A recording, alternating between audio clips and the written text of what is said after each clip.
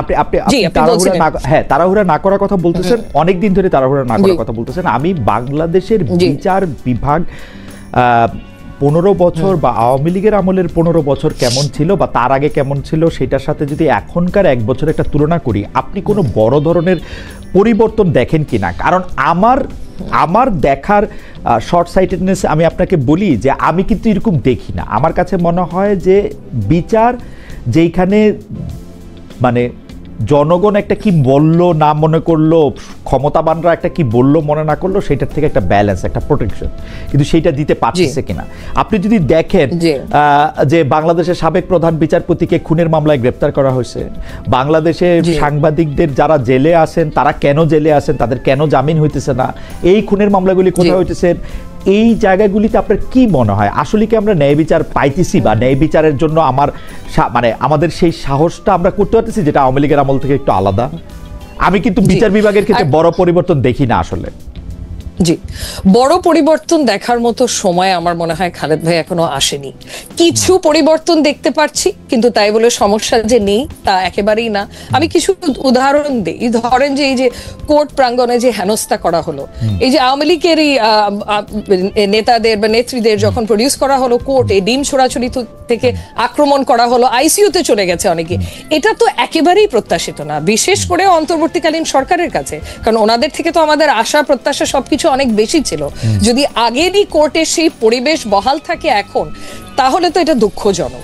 কিন্তু এখানেও কিন্তু একটা জিনিস যে নজিরটাকে স্থাপন করে দিয়ে গেছে। আপনি দেখবেন, এই কথাটা আমি আগেও বলেছি, যে সুপ্রিম কোর্ট বার অ্যাসোসিয়েশনের ইলেকশন কিন্তু আমরা খুব গর্বের সাথে বলতাম যে মানে দেশে যে দলই ক্ষমতায় থাকুক না কেন, সুপ্রিম কোর্ট বারের ইলেকশন সবসময় স্বচ্ছ হয়েছে এবং ওখানে অনেক ক্ষেত্রে দেখা গেছে যে অপোজিশন ক্ষমতায় আছে। এবং এই কথাটা কিন্তু গত 3টা ইলেকশনে আমরা বলতে পারিনি। প্রথমবারের মতো সুপ্রিম কোর্ট বার ইলেকশনকে পুরোপুরি হাইজ্যাক করা হলো, কোর্ট প্রাঙ্গণে পুলিশ ঢুকিয়ে দেয়া হলো, 100, 200, 300 পুলিশ, কোর্ট প্রাঙ্গণে বন্দুক নিয়ে যুবলীগের লোকজন আসলো। সো নজির একটা খারাপ কিন্তু স্থাপন করা হয়ে গেছে। সেখান থেকে পুরোপুরি যে আমরা বেরিয়ে আসতে পেরেছি তা না। তার একটা প্রমাণ হচ্ছে ধরেন কোর্ট প্রাঙ্গণে যে হেনস্থা করা হলো, যাদেরকে আসামিদের যখন প্রডিউস করা হলো। আরেকটা এক্সাম্পল হচ্ছে এই যে ডিম ছোড়াছুড়ি, কথায় কথায় আন্দোলন করা, এটা আরেকটা এক্সাম্পল যে পরিবেশটা কিন্তু না, মানে আমরা এই কথাগুলি আপনাদের কাছ থেকে শিখেই কিন্তু আসলে আওয়ামী লীগ সরকারের এই দুঃশাসন, এই বিচার বিভাগের দলীয়করণ, বিচার অঙ্গনকে অপবিত্র করা, এর প্রত্যেকটা জিনিসের ক্ষেত্রে কিন্তু আমরা প্রতিবাদ করলাম। তাহলে এটা চেঞ্জ হবে, কিন্তু চেঞ্জ কি আসলে হইল? আমরা আদালত প্রাঙ্গণে বিচারকদের শুনি, তারা ভয়ে জামিন দিতে পারেন না, কারণ বললে তাদেরকে একটা দোষর ট্যাগ দেওয়া হবে, ট্যাগ দেওয়া হইলে তারা আর মুখ দেখাতে পারবেন না। তাহলে আমরা তো ন্যায় বিচারটা মানে শুরু যারাই করুক, মানে আওয়ামী লীগ আমল এ একটা অবিচার হইছে দেখা এই আমলের অবিচার দিয়া তো আমরা তো মানে জাস্টিফাই একেবারে করতে পারবো না। জি, অ্যাবসলিউটলি আপনি কারেক্ট যে আমরা জাস্টিফাই তো করতে পারবো না। বাট আমি যেটা বলার চেষ্টা করছি যে এরকম একটা প্র্যাকটিস চর্চা যখন হয়ে এসেছে এত বছর থেকে, এখান থেকে বেরিয়ে আসতে সময় লাগবে। কিন্তু আমার মতে এখন শীর্ষস্থানীয় যারা বিচার বিভাগে আছে, আমাদের প্রধান বিচারপতি থেকে শুরু করে আরো কয়েকজন, এনারা কিন্তু পদক্ষেপ নিচ্ছে, চেষ্টা করছে চেঞ্জগুলো আনার। যেরকম সচিবালয় নিয়ে, পৃথক সচিবালয় নিয়ে কিন্তু জোরে সোরে আওয়াজ তুলেছে আমাদের এই প্রধান বিচারপতি, এবং এটাও তো মানে একটা পজিটিভ স্টেপ যেটা আমরা এতদিন দেখতে পারিনি। আরেকটা জিনিস ধরেন, যেটা দিয়ে আমি বলছি যে 12 জন বিচারপতিকে যে ছুটিতে পাঠানো হলো, মানে এটা কেন হলো? কারণ দাবি দিচ্ছিল, মানে আদালত ওখানে চলে গেছে, মিছিল করেছে, ঘেরাও করেছে, দাবির সম্মুখীন হয়ে কিন্তু তাদেরকে ছুটিতে পাঠানো হলো। এটা আমার মতে কিন্তু খুব ভালো নজির যে সৃষ্টি করেছে তা না। কারণ রাইট প্রসেসটা কি হওয়া উচিত ছিল যে কিছুদিন অপেক্ষা করতেন, সুপ্রিম জুডিশিয়াল কাউন্সিল যখন রিইনস্টেটেড হবে, তাদের বিরুদ্ধে অভিযোগ থাকলে ইনকোয়ারি করতো, ইনকোয়ারি করে তারা যদি দোষী সাব্যস্ত হতো তখন তাদেরকে আপনি রিমুভ করে দেন বা ছুটিতে পাঠান। সেই পদক্ষেপটা তখন কিন্তু ওই পরিস্থিতি কিন্তু রাখেনি। এটার জন্য কিন্তু প্রাইমারিলি আমি সরকারকে দায়ী করব, কারণ এখানে সরকারের ফুল ব্লেসিংস ছিল। এই যে এই মব পাঠিয়ে দিয়েছে যে সুপ্রিম কোর্ট প্রেমিসেসে এবং বাধ্য করেছে তাদেরকে ছুটিতে পাঠানোতে, এটা তো সরকারের হস্তক্ষেপ ছিল, বিচার বিভাগের স্বাধীনতার উপরে হস্তক্ষেপ ছিল। এটা কিন্তু ছেড়ে দেয়নি প্রধান বিচারপতির উপর। এইসব প্রবলেমস আছে খালেদ ভাই, এইসব প্রবলেমস আছে, কিন্তু কিছু যে পদক্ষেপ দেখতে পারছি এটাও এতদিন দেখতে পারিনি, এতটুকুই আমি বলবো। দেখেন, জুলাই আন্দোলন, পুলিশের বিচার, এর প্রভাব দেশের আইন শৃঙ্খলা বাহিনীর উপর প্রভাব পড়ছে, তারা দায়িত্বে মনোনিবেশ করতে পারছে না, এই অভিযোগ রয়েছে। 30 জন সামরিক কর্মকর্তার বিচার, এই বিচারের উদ্যোগ সেনাবাহিনীর উপর কোনো প্রভাব ফেলতে পারে বলে আপনি মনে করেন কিনা? আমি প্রশ্নটার মধ্যে একটু লেজ যুক্ত করি। সেনাবাহিনী একটা ডিসিপ্লিন ফোর্স, যাদের কাজ হচ্ছে বাংলাদেশের সার্বভৌমত্ব রক্ষা করা, বাংলাদেশের সীমানায় শত্রুদের সাথে মোকাবেলা করা, দেশ রাখা, কিন্তু ওনারা যখন সিভিল প্রশাসনের এইডে আসেন তখন তারা বিভিন্নভাবে সিভিল প্রশাসনের মধ্যে, ধরেন একজন ব্রিগেডিয়ার জেনারেলও কোনো একটা জায়গায় অধিনায়ক হয়ে আসেন, একজন কর্নেলও কোনো একটা জায়গায় হয়তো সর্বোচ্চ কর্মকর্তা হয়ে আসেন, চেইন অফ কমান্ডটার ক্ষেত্রে ওনার তখন একটু রিল্যাক্স করার একটু সুযোগ হয়। তো সেই সব ক্ষেত্রে ওনার অনেক সিদ্ধান্তও নিতে হয় যেটা ওনাকে ইন্ডিপেন্ডেন্টলি নিতে হবে সেই সময়, যেটা আর্মি বুকে অনেক সময় থাকে না সিভিল ওই। তো এই ক্ষেত্রে আমরা ওনাদেরকে ডাকি যে আমরা আমাদের প্রশাসনকে সহায়তা করতে তোমরা আসো, পরে ওনারা যে কোনো কাজের জন্য, যেটা ওনারা কোনো একটা হুকুমে করছেন বা কোনো একটা অর্ডার মানতে করছেন, তারপরে ওনাদের যদি এই বিচারের এই জায়গায়, মানে আমি অবশ্যই মানে মুশকিল হইলো, আমি এই গুম খুনের পক্ষে না, যারা অপরাধ করছে তারা তো বিচার করবে, কিন্তু এইটা এই চেয়ারকে অভিযুক্ত করাটা, এইটা আপনি আসলে কিভাবে দেখেন একজন আইনজীবী হিসাবে, এবং আপনি এটার প্রতি খেয়াল রাখেন, সেজন্য আপনি একটু বলেন, আমরা একটু ডক্টর ইউসুফকেও শুনবো যে এটা উনি কিভাবে দেখেন। জি জি খালেদ ভাই, যেহেতু আমি আইনের শাসনে বিশ্বাসী এবং আমি একজন আইনজীবী, আমি একটু আইনের ব্যাখ্যাটা আগে দিই। আমাদের ইন্টারন্যাশনাল ক্রাইমস ট্রাইব্যুনাল আইন যেটা আছে সেটা গত বছর সংশোধন করা হয়েছিল, আপনারা সবাই জানেন। সংশোধন করে ট্রাইব্যুনালকে ক্ষমতা দেয়া হয়েছে বিচার করার ডিসিপ্লিন ফোর্সেসের যে কোনো মেম্বারের। ডিসিপ্লিন ফোর্সেসের সংজ্ঞাও আছে সেই আইনে, যেখানে সেনাবাহিনী উল্লেখ করা আছে অবভিয়াসলি। সো এটা কিন্তু খুব ওয়াইড পরিধিতা এই ক্ষমতাটার। এখানে কিন্তু বলা হয়নি যে ধরেন রিটায়ার্ড যারা আর্মি অফিসার্স তারা এই আইনের আওতায় শুধু আসবে, যারা সার্ভিং আর্মি অফিসার্স তারা এই আইনের আওতায় আসবে না। সো তার মানে পরিধিটা অত্যন্ত ওয়াইড, যে কোনো ডিসিপ্লিন ফোর্সের যে কোনো মেম্বার যদি মানবতা বিরোধী অপরাধ সংগঠন করে থাকে, সেক্ষেত্রে এই ট্রাইব্যুনালকে ক্ষমতা দেয়া হয়েছে এই সংশোধনীর মাধ্যমে তাদের বিচার করার। এন্ড আমার ধারণা এটার ভিত্তিতেই চিফ প্রসিকিউটর তার বক্তব্যটা করেছে যে এই আইনের অধীনে ওনাদের বিচার হবে। তো এই আইন নিয়েও কিছু কনসার্নস রেজ করা হয়েছে। তার মধ্যে একটা হয়েছে আমাদের আইনের প্রসিকিউশন বা পানিশমেন্ট সংক্রান্ত হয়, সেটা যদি ডিসিপ্লিন ফোর্সেসের ক্ষেত্রে প্রযোজ্য হয়, এবং সেটা যদি মানবতা বিরোধী অপরাধ সংক্রান্ত হয়। তো এই তিনটা বক্সই আপাতত দৃষ্টিতে আমার মনে হয় টিক করে যাচ্ছে। তার অর্থ এটাই যে এই সংশোধনটা আইসিটি আইনের কিন্তু সংবিধানের সাথে অসামঞ্জস্যপূর্ণ বলে গণ্য করা হবে না, এটাকে বেআইনি ঘোষণা করা যাবে না বা বাতিল করা যাবে না। যদি এই ইন্টারপ্রিটেশন সঠিক হয়ে থাকে, সেক্ষেত্রে ওনাদের বিচার কিন্তু আইসিটির অধীনেই হওয়ার কথা। যদিও এটা নিয়ে এখনো কোনো ডিসাইসিভ কথা, মানে একটা কনফ্লিক্টের মানে একটু কনফ্লিক্টিং মনে হচ্ছিল যে প্রতিপক্ষ হিসেবে আইসিটি এবং সেনাবাহিনী অবস্থান নিচ্ছে, যেটা দেশের জন্য ওভারঅল একেবারেই ভালো হবে না। কারণ আমরা জানি এখানে অনেক ভেস্টেড কোয়ার্টার্স আছে যারা দেশকে অস্থিতিশীল করতে চাচ্ছে, যারা কোনো না কোনো অজুহাতে নির্বাচনকে পিছাতে চাচ্ছে, যারা সেনাবাহিনীকে অস্থিতিশীল করতে চাচ্ছে, এবং এই কোনোটাই দেশের জন্য ভালো হবে না। সো এখন আমার মনে হয় এই কনফ্লিক্টগুলো বা ধরেন ইন্টারপ্রিটেশনের যে কি বলবো জায়গা আছে, মিলিটারি আইন বলেন বা আইসিটি আইন বলেন, এগুলো কিন্তু ডায়ালগের মাধ্যমে, কমিউনিকেশনের মাধ্যমে সলভ করা যায়। সবকিছু কিন্তু এরকম স্পিল আউট করতে যে হবে জনগণের মাঝে, যাতে করে এই যে গুজব যারা ছড়াচ্ছেন, সেটা ইনফ্লুয়েন্সার বলেন, সার্টেন কোয়ার্টার্স বলেন, তাদেরকে আরো খোরাক দেয়া হয় এই গুজবগুলো ছড়ানোর, এটা হয়তো is not a good idea. মানে এটা কিন্তু ইন্টারনাল কমিউনিকেশন কোঅর্ডিনেশনের মাধ্যমে এগুলো ইজিলি অর্গানাইজ করা যাবে। কারণ আই থিঙ্ক আর্মি থেকে বক্তব্য এসছেন, অ্যাডজুটেন্ট জেনারেল উনি বক্তব্য দিয়েছেন যে যারা এই গুমের মতো একটা গুরুতর মানবতা বিরোধী অপরাধের সাথে সংযুক্ত আছে তাদেরকে মানে কোনোভাবেই কোনো প্রোটেকশন দেবে না আর্মি, এবং আর্মি চাচ্ছেন ন্যায় বিচার এদের বিরুদ্ধে। এদের ইমাম, আমার একটা জায়গায় একটু প্রশ্ন আছে যে আপনার এই কথাটা মানে আমার কাছে মনে খুবই প্রণিধানযোগ্য যে এটা আসলে জনগণের সামনে এটা আনাটা ঠিক হইল কিনা, এবং এটা নিয়ে আসলে নানা ধরনের কথাবার্তা বলা কারোর জন্যই স্বাস্থ্যকর হইতেছে কিনা।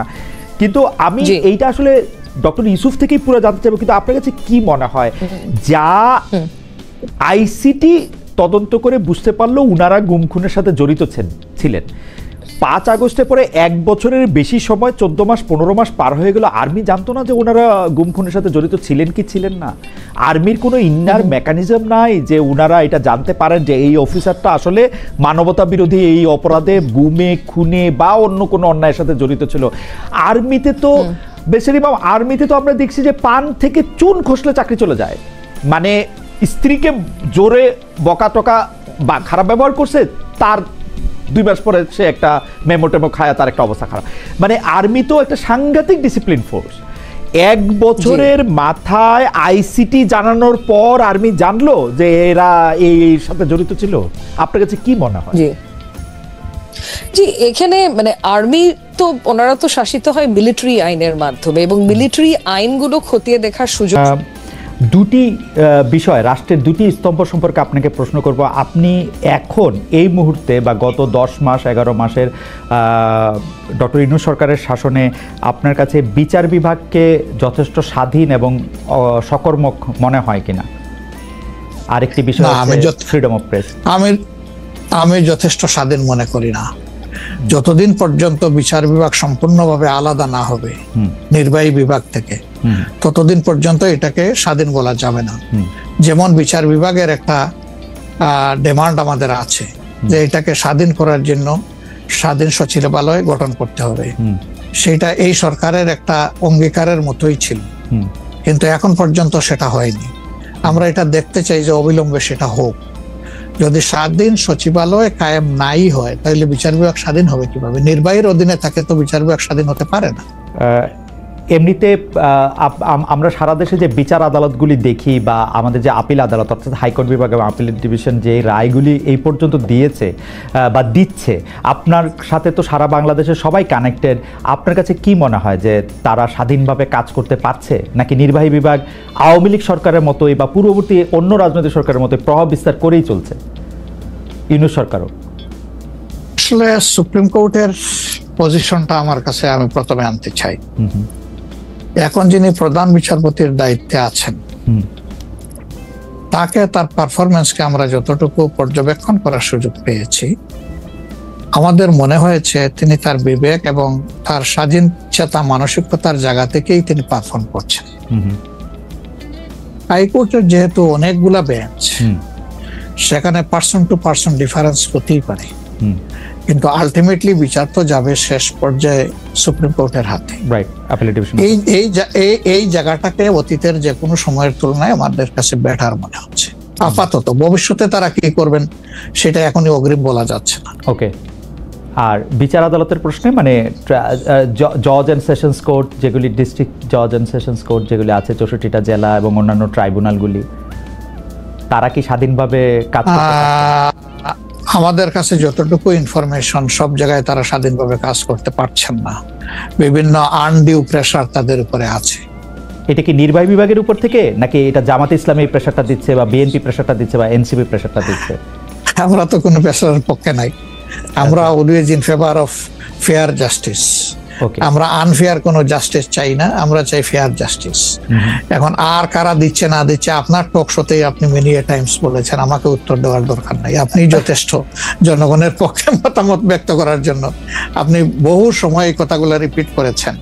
আমরা কিন্তু এর পক্ষে নাই এবং আমাদের বিরুদ্ধে এই ধরনের কোনো কমপ্লেইন কোথাও নেই।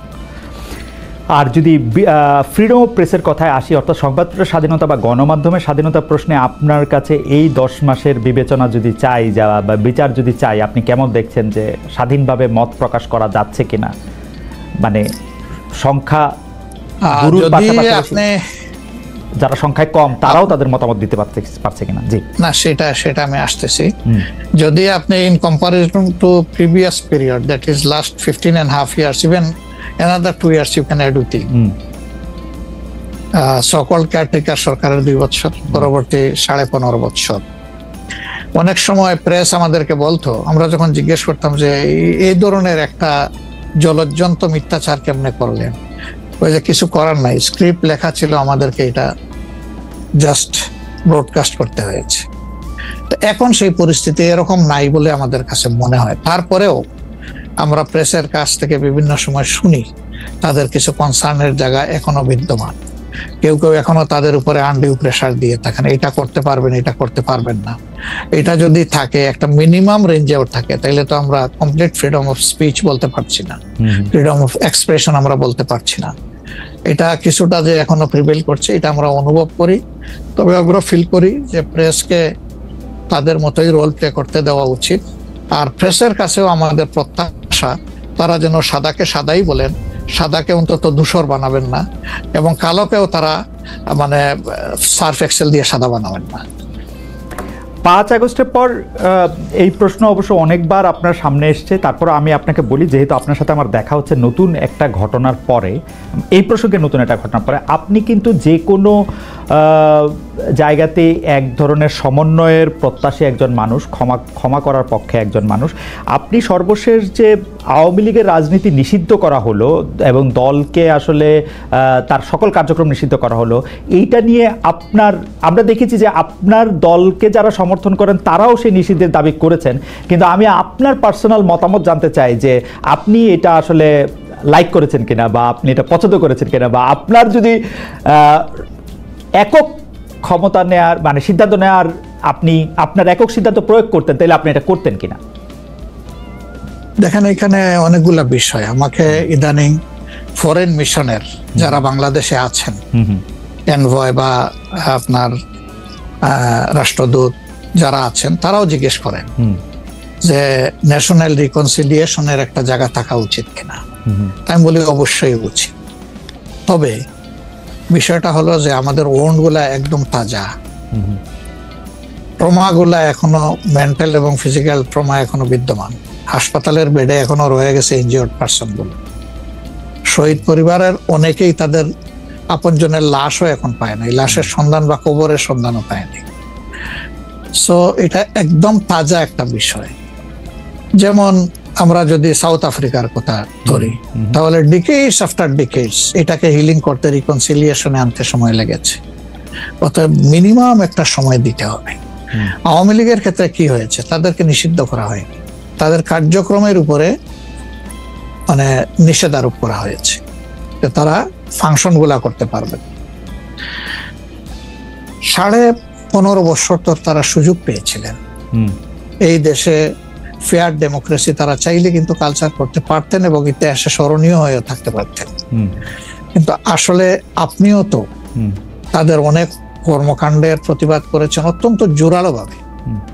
আগের আপনার ঠিকানা থেকে, বর্তমান ঠিকানা থেকে, সব জায়গা থেকে আপনি যেখানে যখন ছিলেন আপনি করেছেন। কেন করলেন? এই জিনিসগুলো অ্যাকসেপ্টেবল ছিল না, এই জন্যই তো করেছেন। তো তারা তো 15.5 বছর মানুষকে তাদের কোনো ডেমোক্রেটিক এবং পলিটিক্যাল রাইট দেয় নাই। জাস্টিস পাওয়ার রাইটটাও তারা স্ন্যাচ করে নিয়েছিল। এই ধরনের সবগুলা রাইটই তো কার্যত তারা কেড়ে নিয়েছিল। আপনি যদি প্রেসের কথা বলেন, এখন তো অ্যাটলিস্ট যখন তখন যাকে তাকে, প্রধান উপদেষ্টাকে একটা কথা বলেছে ঢুকাই দাও, মামলা একটা দিয়ে তাকে সাথে সাথে ঢুকাই দাও, এই কাজ তো এখন হচ্ছে না। আয়নাগরের ঘটনা তো এখন একটু হইতেছে। মাননীয় আমির, একজন ইউটিউবার আছেন সাব্বির, তাকে জেলে দিয়ে দেওয়া হয়েছে প্রধান উপদেষ্টাকে, কি জানি বলছে। না, আমি বলতেছি সেটা, আমি বলছি যখন তখন হচ্ছে না, ঘন হচ্ছে না। 2-1টা কেস হইতেই পারে, এটা এক্সেপশন। কিন্তু আগে তো এটা ছিল প্র্যাকটিস এন্ড র্যান্ডম, এটা কিন্তু এখন হচ্ছে না। তারপরে আপনি দেখেন যে আয়নাগরের যে বিষয়টা, মানুষকে ধরে নিয়ে ঢুকাই দাও, হোয়ার অ্যাবাউট কেউ জানে না, তার ফ্যামিলি জানে না যে মানুষটা বেঁচে আছে নাকি মরেই গেছে। যদি মরে যায় তার কবর কোথায়, আদৌ জীবনে দেখবো কিনা তার কবরটা, সেটাও তো প্রশ্ন। এরকম তো ঘটনা ঘটেছে। এবং যাদেরকে আয়নাগরে নেওয়া হয়েছে তারা কিন্তু সবাই ফিরে আসেননি।